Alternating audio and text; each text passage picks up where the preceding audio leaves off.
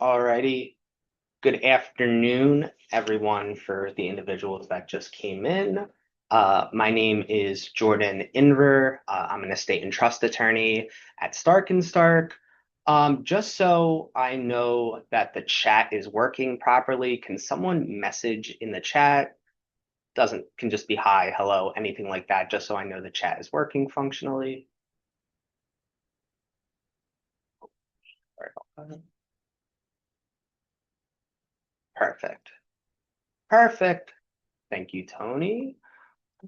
Alrighty, so what I'll be talking about today is estate planning for blended families. I'll be diving in a little bit to marriage settlement agreements, explaining elective shares, and also how certain trust designs will shape certain outcomes and certain protections.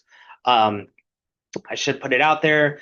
At the end of this slide, there will be my contact information. So if you have any questions, concerns, any type of other needs, don't hesitate to reach out to me. The recording will be on the Stark and Stark homepage under my bio. And if for any reason you would like a copy of the slides, feel free to email me and we can definitely pass that around. So let's get into this. So I think as I mentioned previously, um, the plan for today is to really just understand um, unique blended family risk. Um, being able to spot MSA clauses that control after death. Again, as I mentioned, I'll spend a little bit of time talking about, the differences between New Jersey and Pennsylvania in terms of elective share and what exactly elective share is, and giving a element of implementation, strategic implementation into deploying trusts, titling, and beneficiary designations effectively. Um, so just to so everyone kind of understands what I mean by blended families, a lot of times I will have clients come in where they have multiple marriages. Let's say there's multiple children from multiple marriages.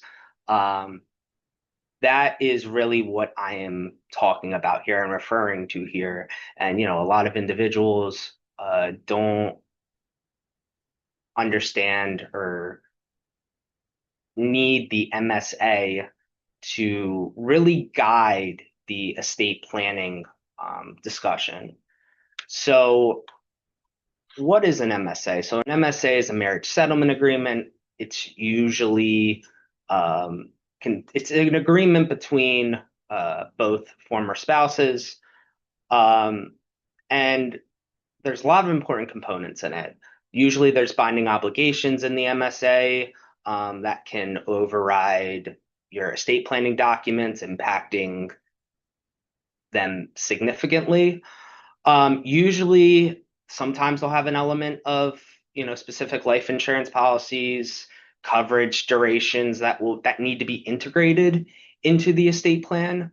It may restrict changes to beneficiaries, either on their retirement accounts or payable on death assets. There might potentially, if you have minor children, there might be provisions in there about child support, education funding. Let's say there's needing to be a special needs trust created. Usually, those will be emphasized in the MSA, and usually it helps divide property and helps protect estates from post-mortem litigation and potential conflicts. Um, Now, this is not an all-encompassing list, but these are common MSA clauses that would directly impact estate plans, some of which I mentioned previously. Again, like I said, life insurance requirements, the ability to maintain a specific minimum face amount of life insurance, certain retirement account restrictions, particularly with 401k and IRA, obligations to children. So if there's a requirement to fund a 529 plan, that's in there. Property division, any type of waiver of rights. So more explicitly or specifically, I'm more talking about the waiver of elective share rights, which I'll explain that in a minute. And if there's any type of debt, taxes, or financial responsibility clauses, that'll also be in there as well. So when you meet with a estate planning attorney, you usually the first thing I will ask for is that marriage settlement agreement because it will really guide your estate plan and be important to see if anything from that needs to be implemented or structured into your estate plan. So as I mentioned, we're going to spend a little bit of time talking about elective share. So elective share, you can kind of also deem it spousal share. And what is an elective share? So it allows a surviving spouse to claim a minimum portion of their deceased spouse's estate, regardless of the will's provisions. Um, and I'm barred in both New Jersey and Pennsylvania. And New Jersey and Pennsylvania both kind of treat this slightly different. Um, I'll start with New Jersey. So New Jersey follows what they call a UPC style augmented estate model. Well, what does that mean? So it means that the surviving spouse can claim 1/3 of what we call the augmented estate. Well, what is an augmented estate? That can consist of probate assets, non-probate assets. So if you have any joint accounts or transfer on death designations, um, and certain lifetime transfers if it's made without adequate consideration. And the real goal, I guess, that Jersey is trying to implement with this is that it's trying to prevent someone from disinheriting a spouse by transferring assets before death. So the main point to this is to say that even if the will leaves nothing to a spouse, the spouse may still receive a significant portion of the decedent's total wealth, including assets that maybe the client believed was outside of the estate. Now, it does bring up an important question. After divorce, does the elective share still apply? And the answer to that question is no. At that point, spouses are no longer considered surviving spouses, so the spouse wouldn't be able to claim the elective share. However, with the one caveat in that unless the marriage settlement agreement fails to get rid of certain rights, and that's all to emphasize the importance of having the MSA when you're meeting with your estate planning attorney and making sure that you're reviewing that carefully with your estate planning attorney. Now, that's New Jersey. Pennsylvania, on the other hand, is a little bit more limited. And what do I mean by more limited? So the surviving spouse gets 1/3 of what they call certain defined assets. What are those? So Pennsylvania says probate assets, certain non-probate transfers made during the life, but they're revocable at death.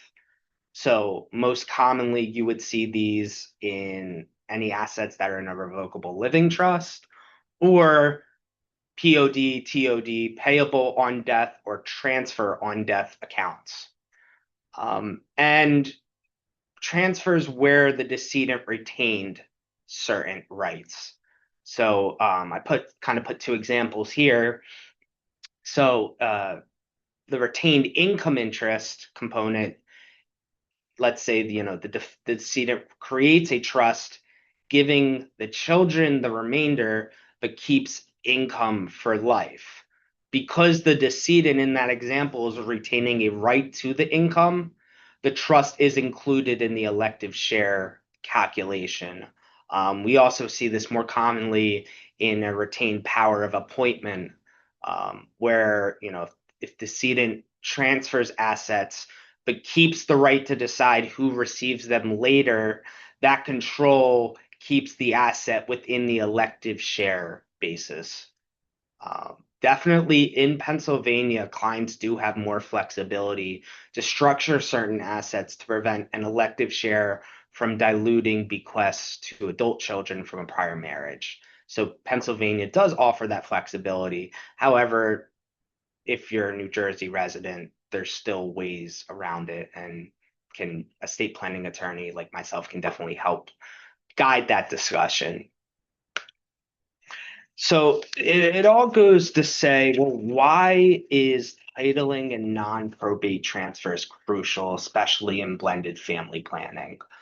Um, I emphasize to a lot of my clients that beneficiary designations, and if you're looking at different types of trust, if those are not coordinated correctly, the default rules may potentially give assets to the new spouse instead of children from a prior marriage, override the will, potentially trigger elective share claims, may potentially cause marriage settlement agreement violations, and can ultimately lead to expensive litigation between both the new spouse and the adult children.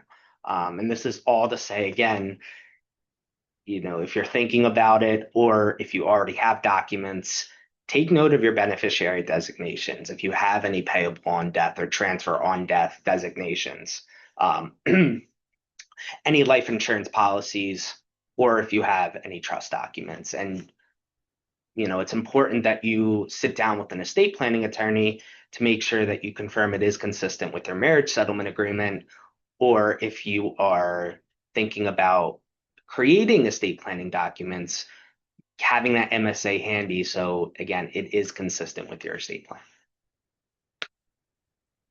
So now that I mentioned that and I spent a little bit of time talking about the elective share and everything else, we're going to get into a little bit of trust designs for blended families. So these are common trust that we suggest or could potentially be beneficial depending upon the goal. And I put the goals next to the trust. So I'll explain what each one means and how each one works in a couple minutes. However, just to kind of summarize at the outset, so you have a Q-tip and marital trust, which basically the main goal or objective is to support the spouse currently while also supporting the children and giving them the remainder. Um, you have a bypass family trust, which offers more tax beneficiaries, sorry, benefits and control. And then last but not least, we have slats and illets. I will explain what those are in a couple minutes, but those ultimately offer goals that focus on liquidity and MSA obligations. So let me go to the next slide here. All right.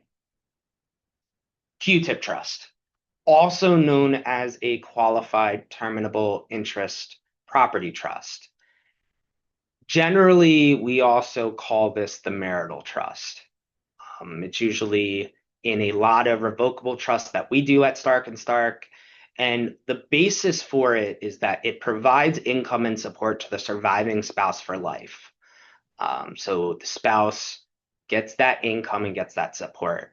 It preserves control over the inheritance, however, and it guarantees that the children would receive the remainder.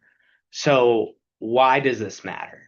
Well, the new spouse gets financial security without giving full access or control of the principal. And in that case, the client prevents accidental disinheritance of children.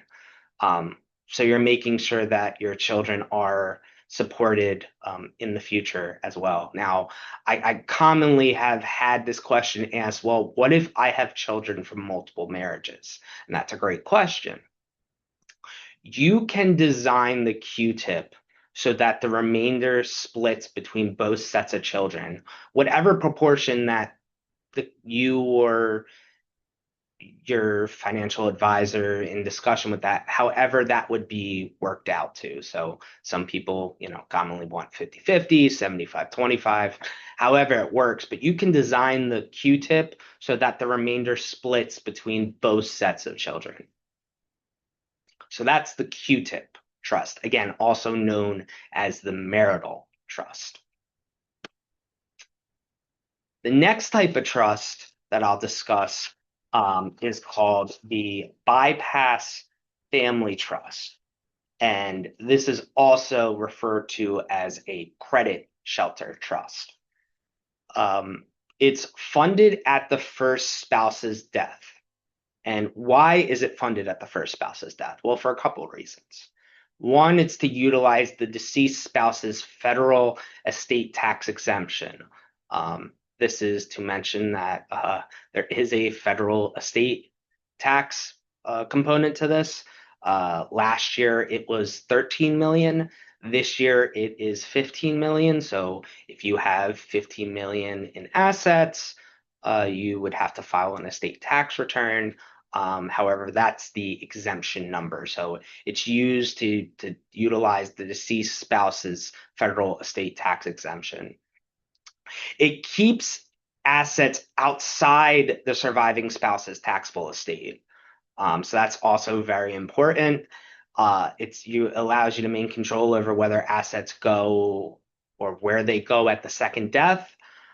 And it ultimately protects assets from a new spouse, creditors, any type of further remarriage, so forth.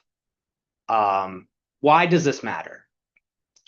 Well, it prevents the surviving spouse, especially a second spouse, from redirecting assets away from the first spouse's children. So it keeps assets outside the surviving spouse's taxable estate. And it really keeps wealth locked in for the intended beneficiaries. So this is the basic example how the bypass family trust would function. So especially where you have an individual who creates a bypass trust where the spouse can withdraw income and limited principal for HEMS. And we usually understand HEMS to mean health, education, maintenance, and support. So the spouse can withdraw income and limited principal for those reasons, but the spouse basically can't rewrite or redirect the inheritance in that the children are guaranteed to receive what's left. So the spouse can't rewrite or redirect that inheritance, and the children are guaranteed to receive what's left. So that's kind of how the bypass family trust dynamic works. All right, so I'll get into slats and illets. I'll start with slats. So slat is also commonly referred to as a spousal lifetime access trust. It's an irrevocable trust funded during the life of the grantor to accomplish certain goals, move assets out of the taxable and elective share estate. It'll still allow indirect access through the beneficiary and spouse, and ultimately it is protecting assets for the children. Why does this matter? Well, it's shielding assets from both elective share exposure and also from the marriage settlement agreement claims unless it's intentionally integrated. And it's really offering liquidity protection, wealth transfer protection, and asset protection. So the common example that I have here is, where we see this most commonly is an individual would fund a slat for, let's say, spouse and multiple children. The spouse would get income and principal during the individual's lifetime. They would be what we would consider the income and principal beneficiary. The children, on the other hand, would be what we consider remainder beneficiaries.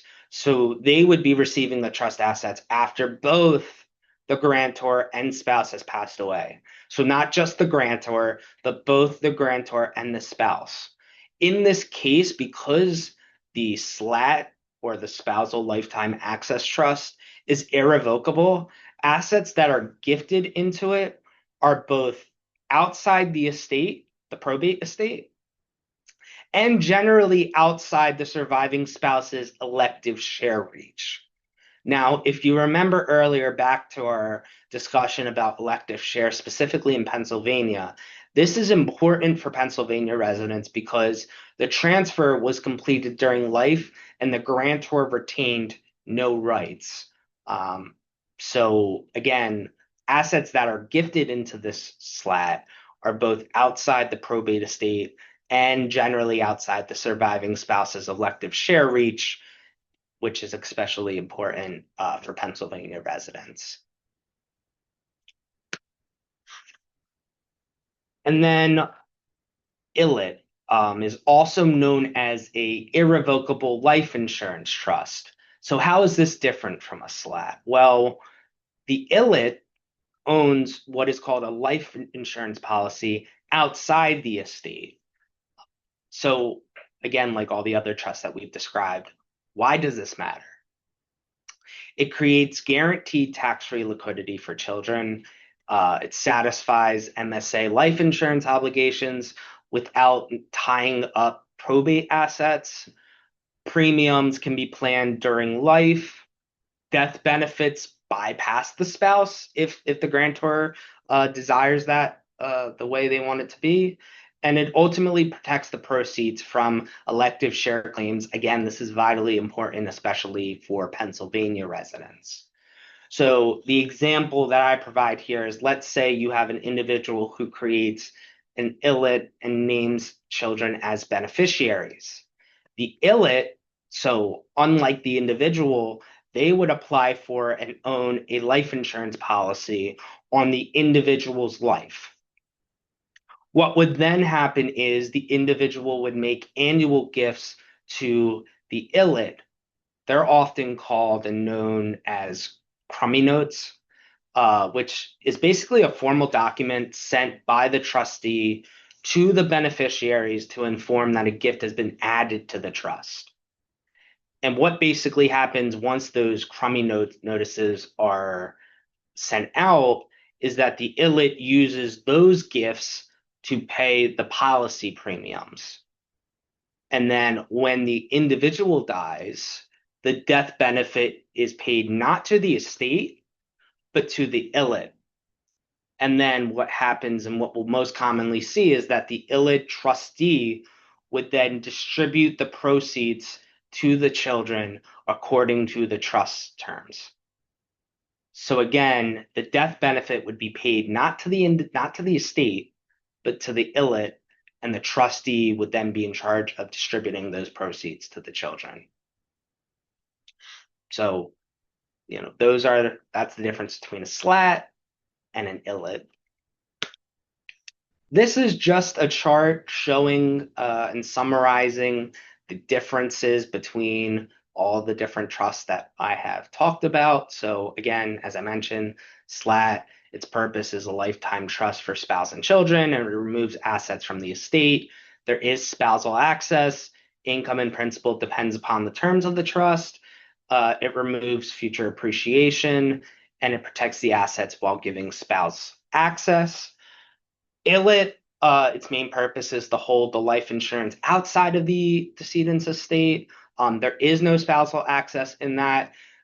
It excludes the insurance from the estate, but it also guarantees inheritance for the children.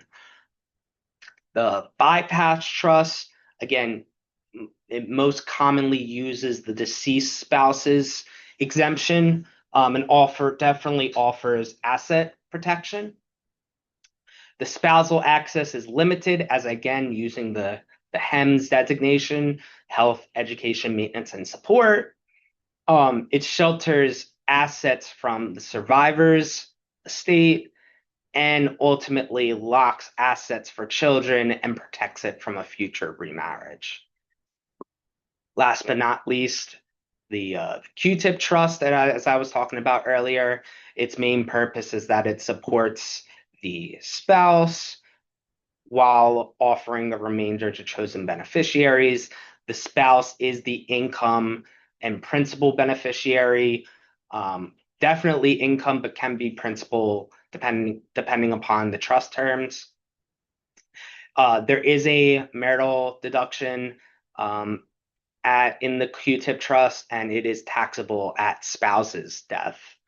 Um, and similar a little bit to the other ones, it ensures that the spouse has support, but it also preserves that remainder for the children. So, those are the four different types of trust, all kind of operate differently, but each accomplish a good goal, especially when you're dealing with blended families. So this is just a summary and takeaway here. If you have a marriage settlement agreement, um, it is vitally important that those are reviewed with your estate planning attorney before starting estate planning, because it's very likely there are binding obligations in that would have to be incorporated into your estate plan. We discussed impact of elective share laws. So again, be aware of both how the elective share laws are implemented in both Jersey and Pennsylvania, and I'm happy to walk through with you if you're interested, and how specifically they influence how surviving spouses can claim both probate and non-probate assets. As I discussed, the importance and role of titling and non-probate transfers. And all that's meaning to say is make sure you're reviewing your beneficiary designations, reviewing the beneficiary designations on any joint accounts, transfer on death, payable on death designations, and what's implemented in any trust will often determine how actual property will be inherited beyond what is said in the will. And then lastly, I discussed utilizing certain trust structures. So again, Q-tip, bypass, slats, and illets. They're all great trust options that protect the spouses and children while also optimizing tax and control and optimizing different goals that can open up from time to time. I believe that is my last slide. This is my email, so if you have any questions or want a copy of the PowerPoint slides from today, feel free to email me.